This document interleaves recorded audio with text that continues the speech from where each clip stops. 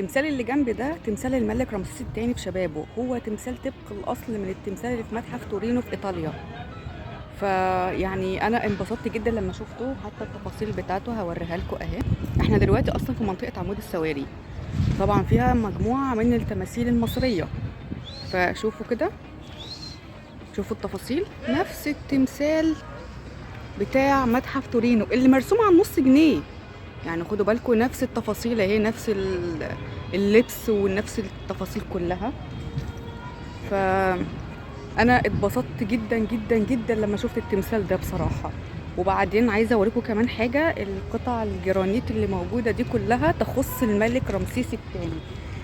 ميزه الملك رمسيس الثاني ان هو كان عامل مصر العزبه اللي ورثها من ابوه، بمعنى ان انا مصر دي بتاعتي، فانا هحافظ عليها من شمالها لجنوبها وشرقها لغربها. ففي كل مكان في مصر لازم هتلاقوا اي حاجه تخص الملك رمسيس الثاني، اللي هو يعتبر اعظم ملك حكم مصر.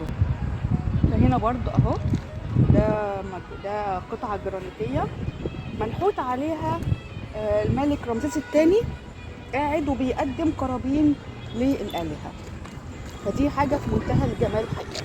زي ما قلنا احنا هنا في اسكندرية قدام عمود السواري، في ساحة عمود السواري.